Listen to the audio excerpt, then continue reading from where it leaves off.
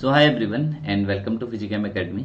तो जैसा कि हमने डिस्कस किया था कि हम माइक्रोनोट्स की एक सीरीज लेके आने वाले हैं, जो कि कोई भी फिजिक्स का अगर एस्पिरेंट है, चाहे वो नेट की तैयारी कर रहा है, चाहे वो गेट की प्रिपरेशन कर रहा है या किसी भी एग्जाम की प्रिपरेशन कर रहा है जिसमें कि फिजिक्स का आपका एक सब्जेक्ट है, उसमें ये चीज़ें आपको हेल्प करेंगी। ये सारी चीज़ें आप एमएससी एंट्रेंसेस देंगे वहाँ पे हेल्प करेगी, चाहे आप डी दें, बीएचयू, जेएनयू, कोई भी एग्जाम दें वहाँ पे हेल्प करेंगी।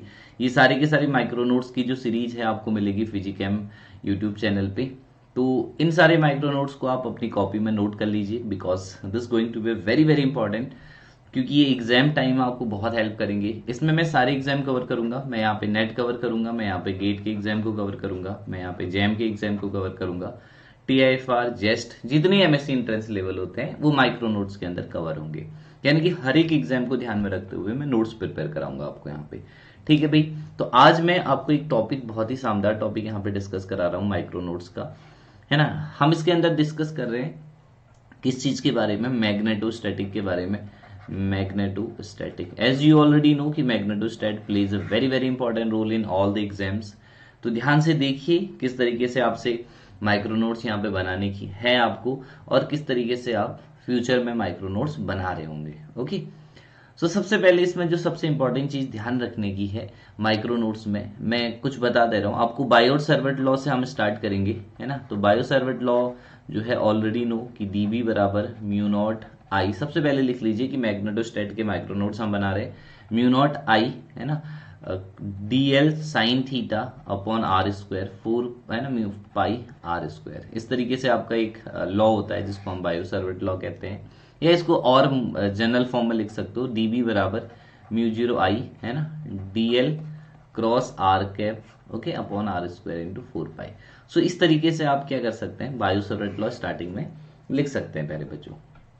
फिर हम, क्योंकि यहां से कोई यूजुअली बायो सर्वेट लॉ तो आपको पूछने वाला है नहीं एग्जाम में, तो इसकी जो सबसे पहले अपन के पास एप्लीकेशन है वो है magnetic field due to wire. देखिए, वायर अगर इनफाइनाइट है तो तब तो आप उसको सिंपली जो है हमारा एमपीएल लॉ से निकाल सकते हैं, पर फाइनाइट अगर वायर है मान लीजिए, तो इससे जेड डिस्टेंस अब मान लो आपके पास यहाँ पे कोई पॉइंट है ना, इस वायर से, और यहाँ पे आपको मैग्नेटिक फील्ड निकालना है। तो हमने क्या किया, तो मैग्नेटिक फील्ड का फॉर्मूला क्या होता है ये समझ लीजिए। बी बराबर होता है mu zero, okay, upon 4 pi Z I, है ना, और sine theta 1 plus sine theta 2। Theta 1 और थीटा 2 इसने दो एंड से जो एंगल बना रखे हैं वो ये है। अगर यही वायर आपका इनफाइनाइट हो जाए तो ये लेंथ बढ़ते रहेगी। ठीक है बच्चों।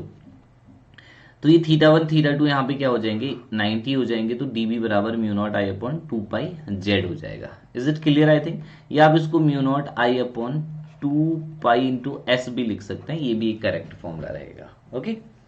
तीसरा जो क्वेश्चन आपको मोस्टली पूछ लिया जाता है वो पूछ लिया जाता है at the end of an infinite wire.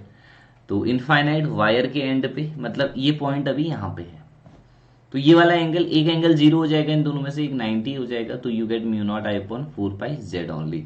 So remember, और यू ऑलरेडी नो कि डायरेक्शन जो है राइट हैंड थंब रूल से निकालेंगे। जैसे मान लीजिए एक वायर है, इस वायर में करंट ऐसे फ्लो कर रही है, तो इस यहाँ पे अगर मैग्नेटिक फील्ड देंगे तो आपकी फिंगर जो है बाहर को आ रही है, तो यहाँ पे मैग्नेटिक फील्ड बाहर को है, यहाँ पे मैग्नेटिक फील्ड अंदर को है। तो ये आपको ध्यान रखना है। ये माइक्रो नोट्स आपको सारे एग्जाम में काम आएंगे। कहाँ पे काम आएंगे मैं फिर से बता दूं। एक तो आप जो एमएससी एंट्रेंसेस दे रहे हैं वहां पे, जेएम जेस्ट की प्रिपरेशन कर रहे हैं वहां पे, अगर आप किसी स्टेट लेवल की सेट की प्रिपरेशन कर रहे हैं, स्टेट एलिजिबिलिटी टेस्ट की प्रिपरेशन कर रहे हैं, वहां पे काम आएंगी। अगर आप जो है टीचिंग जॉब्स, यानी कि पी जो आपके टीचर्स होता है, टीचिंग जॉब की अगर आप प्रिपरेशन करें, तो बच्चों वहां पे भी आपकी बहुत काम आने वाली है बाद में, क्योंकि ये वहां पे डायरेक्ट आपसे क्वेश्चन पूछे जाते हैं। जैसे मान लीजिए आप, है ना, केवी वगैरह की प्रिपेयर करें, या किसी स्टेट में टीचर एलिजिबिलिटी के लिए पेपर हो, लेक्चरर की प्रिपरेशन हो, वहां पे प्रिपेयर करें, तो ये सारी आपको सारे काम आने वाले हैं। ठीक है। मोस्टली ये नेट को ध्यान में रखते हुए और गेट को ध्यान में रखते हुए और जेम को ध्यान में रखते हुए मैं प्रिपेयर करा रहा हूं आपको। आई होप ये सारी बातें आपको क्लियर होंगी भाई। फिर आती है at the end of wire, clear हो गया होगा। अब देखो, यहां से कभी कभी आपसे क्वेश्चन पूछ लेता है कि अगर दो वायर है, दोनों में करंट सेम डायरेक्शन में फ्लो कर रही है, तो इनके बीच में फोर्स पर यूनिट लेंथ क्या होगा। तो करंट कैरिंग वायर पे इन जनरली फोर्स होता है F = I L cross B, है ना। तो ये आई एल भी लिख सकते हो। तो पहली वाली वायर पे दूसरा फोर्स लगाएगा, दूसरे पे पहला लगाएगा, तो दोनों बराबर होंगे। They are equal to mu naught I1 I2 upon 2 pi B, both are infinite length. Okay, so अगर दोनों में दो वायर है, पैरेलल है, दोनों में करंट सेम डायरेक्शन फ्लो कर रही है, तो ये एक दूसरे को आकर्षित करेंगे, दे अट्रैक्ट, बहुत बिल्कुल प्रेम हो जाएगा इनके बीच में। अगर दोनों में अपोजिट डायरेक्शन में फ्लो कर रही है तो रिपेल करेंगे, फोर्स की वैल्यू सेम रहेगा। तो ये याद रखिए, this is force per unit length, force per unit length. I hope this one is clear to all of you. फिर बात आती है आपके पास, मान लीजिए कभी कभी जैसे जेएम में कई बार या नेट में कई बार क्वेश्चन पूछा जा चुका है, अगर आपको कोई एन साइडेड पॉलीगन दिया हो, जैसे एक ट्राइंगल दिया हो, एक रेक्टेंगल दिया हो, स्क्वायर दिया हो, और इसके सेंटर पे आपको मैग्नेटिक फील्ड निकालना है। एन क्या है यहाँ पे, नंबर ऑफ साइड्स है, एन साइडेड पॉलीगन है तो एन नंबर ऑफ साइड है। तो इसके सेंटर पे अगर आपको इसकी एक आर्म से, एक साइड से डिस्टेंस पता है, तो इसके सेंटर पे जो मैग्नेटिक फील्ड हो जाएगा बच्चों, वो कितना हो जाएगा, mu naught N I upon 2 pi, और ये distance sine pi by N. I hope it is clear to all of you. Mu zero N I है ना, N is the number of arms, number of जितने इसके पास side है, mu zero N I, यहाँ पे लिख देता हूं मैं फिर से, mu zero N into I upon 2 pi a sine of pi by A, I pi by N. I hope this formula is clear to all of you. जैसे triangle है तो 3 रख देंगे, रेक्टेंगल है तो 4 रखेंगे, हेक्सागन है तो ठीक है कितना रख देंगे, यहाँ पे 6 रख देंगे, है ना, ऐसे ही रखते रहेंगे। सो ये क्वेश्चन बहुत इंपॉर्टेंट है, ध्यान रखिएगा। और क्या तरीका है इस माइक्रो नोट्स को पढ़ने का, कि एक पतली सी कॉपी बना लीजिए इस तरीके की। जैसे मैं इलेक्ट्रिसिटी मैग्नेटिज्म पूरी पढ़ाऊंगा तो 1 बाय 1 उसके माइक्रो नोट्स आपको मिल जाएंगे, तो पूरी इस कॉपी में आप माइक्रो नोट्स ऑफ या पूरी एक बड़ा सा जो है स्पाइरल बाइंडिंग की कॉपी ले सकते हैं, उसमें भी माइक्रो नोट्स सारे के सारे चैप्टर के सारे टॉपिक्स के माइक्रो नोट लिख सकते हैं।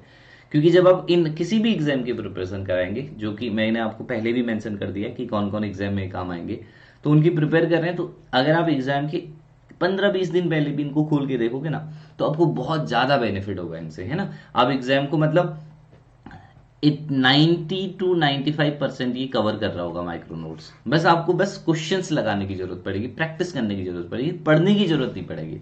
अगर आपने एक बार भी पढ़ रखा है तो आपको सारे क्वेश्चंस वहां पे समझ में आ रहे होंगे।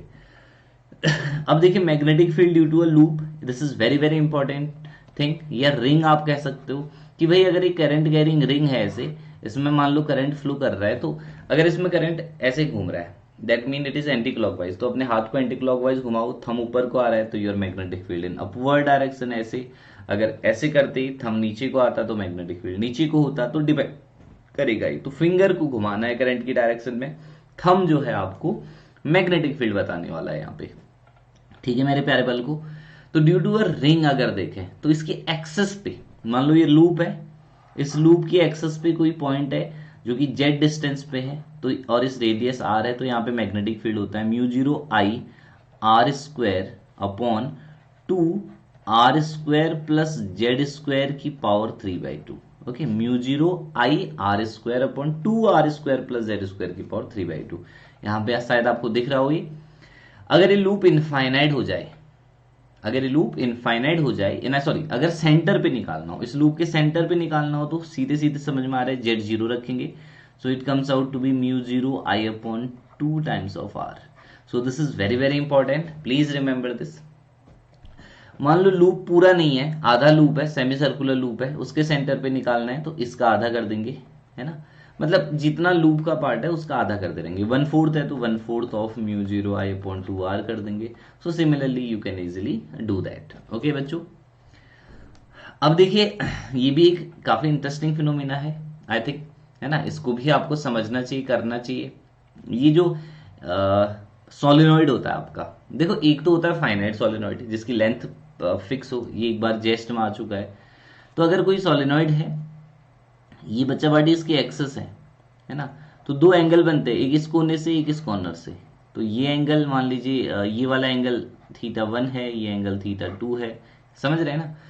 तो magnetic field due to a solenoid जो होता है, और आपको पता है कि मैग्नेटिक फील्ड केवल बीच में होता है सोलेनॉइड के, बाहर मैग्नेटिक फील्ड 0 होता है। सो सोलेनॉइड के बीच में जो मैग्नेटिक फील्ड होता है mu zero N I upon 2 cos of θ2 minus cos of θ1। अगर ये इनफाइनाइट है तो ध्यान रखिए थीटा 2 बिकम 0, थीटा 1 बिकम 180, तो यहां से 2 आ जाएगा, ये 2 से 2 कैंसिल हो जाएगा और mu zero N I upon mu zero N I आ जाएगा, है ना। So this is the magnetic field due to solenoid. Again direction कैसे निकालते हैं, करंट घूम रही है, अपने हाथ को घुमाओ, थंब जहां को आएगा this one tell the direction of magnetic field. Okay everyone, I hope it is clear. अब अगली बात आती है कि बच्चों हमें एंड ऑफ सोलेनॉइड पे मैग्नेटिक फील्ड निकालना है। एंड का मतलब यहां पे, तो एक एंगल 0 हो जाएगा, एक 90 हो जाएगा, तो again mu zero N I upon 2, एक 0 एक 90, तो mu zero N I upon 2। सो ये छोटी छोटी छोटी बातें हैं मगर मोटी बातें हैं। शक्तिमान कहता था ना ऐसे, वैसे ही मैं भी कह रहा हूं कि छोटी छोटी मगर मोटी बातें। ध्यान रखिएगा हर एक क्वेश्चन कवर कर रहा होगा ये micro notes, cover each and every question, each and every question. कोई भी XYZ क्वेश्चन उठा लेना मैग्नेटोस्टैट का, वो इनके कॉन्सेप्ट से ही हो रहा होगा, ठीक है। अब देखो एक थे एम्पियर बाबू, तो एम्पियर का लॉ भी पढ़ लेते हैं। एम्पियर ने कहा कि close line integration of B dot D L must be equal to mu zero times of I in close. यानी कि अगर ये कोई वायर है, इसके चारों ओर एक एम्पीरियन लूप मान लें, जैसे हम गॉस लूप मानते हैं, तो इसने जो टोटल करंट इनक्लोज की है वो बी डॉट डी एल और म्यू जीरो आई इस तरीके से कनेक्ट होंगे। ओके, सो इसका डिफरेंशियल फॉर्म लिख सकते हैं, लाइन इंटीग्रेशन को सरफेस इंटीग्रेशन में कन्वर्ट कर सकते हैं, म्यू की जगह जे लिख सकते हैं, क्योंकि जे इक्वल टू क्या होता है आई अपॉन डी एस होता है भाई, डी जे बराबर, तो आप इंटीग्रेशन करके लिख सकते हो। तो ये आ जाएगा del cross B equal to mu zero J, mu zero J, J क्या है यहाँ पे करंट डेंसिटी है। तो this is integral form, this one is differential form. So प्यारे बच्चों समझ में आ रही होगी बात यहाँ तक आई थिंक। फिर यहाँ पे देखो magnetic field due to infinite, अगर सोलेनॉइड सीट हो, मतलब सीट सीट सीट ध्यान समझो, सीट अगर इनफाइनाइट है और इसमें करंट डेंसिटी के है, के को कहते हैं सरफेस करंट डेंसिटी। तो देखो मैग्नेटिक फील्ड सिंपली होता है B equal to mu zero के अपॉन 2, जैसे सिग्मा अपॉन 2 एप्सिलॉन जीरो होता था, यहाँ पे म्यू जीरो के अपॉन 2 होता है, बट डायरेक्शन अलग अलग होती है। जैसे ये देखो ये सीट है, सीट के ऊपर से और नीचे से हाथ रख सकते हैं, तो राइट हैंड की थंब को करंट की डायरेक्शन रखना है, यानी कि के की डायरेक्शन में रखना है, तो ये फिंगर जो दिख रही है आपकी ये मैग्नेटिक फील्ड बताएगा। जैसे मान लो के जो है इस क्वेश्चन में है ना एक पर्टिकुलर डायरेक्शन में दे रखा है, मान लीजिए के जो है वो एक्स डायरेक्शन में दे रखा है, मैग्नेटिक फील्ड पूछ रहा है, तो इसके ऊपर और नीचे मैग्नेटिक फील्ड की दो अलग अलग डायरेक्शन होंगी। ध्यान रखिए this question again a very important question asked in JM. Okay, पूछा गया क्वेश्चन है, समझ में आ गया होगा बात। अगला अपन के पास पॉइंट है magnetic field due to toroid. Toroid solenoid का बड़ा भाई होता है, सोलेनॉइड को पकड़ते हैं ऐसे घुमा देते हैं तो टोरॉइड बन जाता है।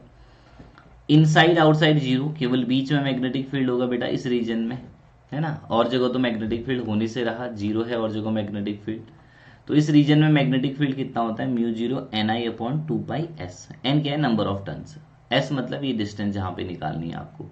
सो this is the formula for magnetic field due to a toroid. I hope this thing going clear to all of you. अब देखो एक एडवांस ही बात है, boundary condition on magnetic field. अब ध्यान रखिए ये अगर कोई बाउंड्री है जिसमें कोई सरफेस करंट डेंसिटी की फैली हुई है, कोई मैग्नेटिक फील्ड यहां से इधर जा रहा है, तो इधर उसको बी बिलो कहा जाएगा, इसको बी अबव कहा जाएगा।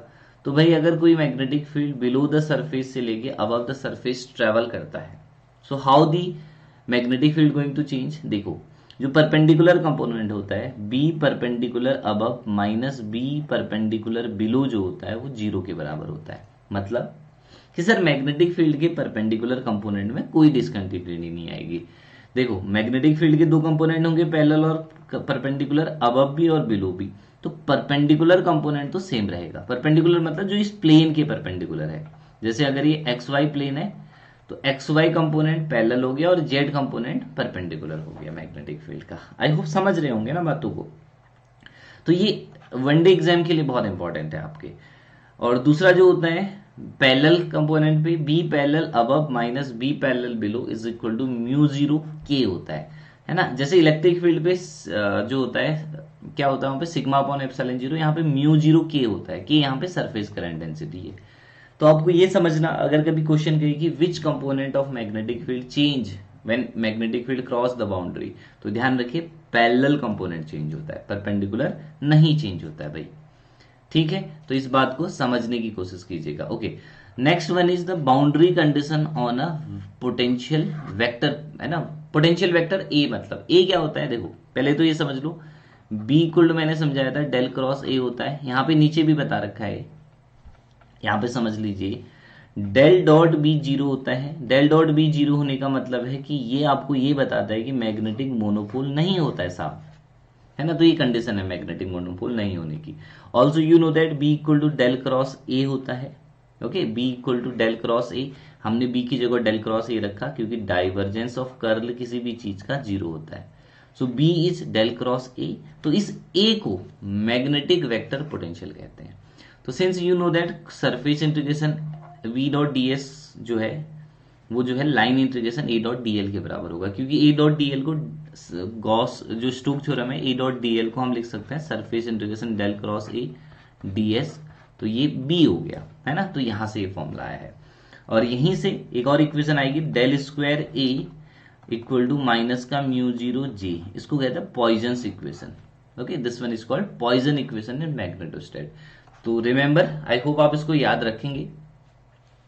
अब देखो मैग्नेटिक वेक्टर पोटेंशियल पे क्या कंडीशन होती है कि मैग्नेटिक वेक्टर पोटेंशियल का चाहे पैरेलल कंपोनेंट है चाहे परपेंडिकुलर कंपोनेंट है वो सेम रहता है। जबकि magnetic boundary condition on H, magnetizing field पे या मैग्नेटिक फील्ड इंटेंसिटी पे जो फर्क होता है वो होता है कि इसके परपेंडिकुलर कंपोनेंट में चेंज आता है, इसके पैरेलल कंपोनेंट में चेंज नहीं आ रहा होता है। तो H perpendicular above minus H perpendicular below बराबर होता है माइनस का एम। एम क्या है, मैग्नेटाइजेशन, जिसको आप कहते हैं magnetic dipole moment per unit magnetizing field. M perpendicular above minus M perpendicular below. So मेरे हिसाब से ये सारी बातें अगर आप ध्यान रखेंगे तो definitely you going to attempt all the question, और आपको बहुत बहुत ज्यादा यहाँ पे हेल्प मिलेगी इन चीजों से। ठीक है, तो मेरे साथ साथ ये सारे नोट्स बना लीजिए, क्योंकि जब आप एक बार पढ़ लेंगे ना थ्योरी को तो आपको माइक्रो नोट्स दोबारा बनाने की जरूरत नहीं पड़ेगी। भले ही अभी आपको शॉर्ट लग रहे होंगे पर फिर आप समझोगे कि अच्छा इससे तो हो जा रहा है पूरा हमारा काम, और बाकी सारे एग्जाम की जो प्रिपरेशन कर रहे हैं उनके लिए भी इंपॉर्टेंट है। तो थैंक यू, और कीप लाइक, सब्सक्राइब कर लीजिए ताकि जो माइक्रो नोट्स है वो आपको मिलते रहे और बाकी इंटरेस्टिंग चीजें, बाकी जो इन्फॉर्मेटिव वीडियोज है वहां पे मिलते रहे। Bye bye, take care.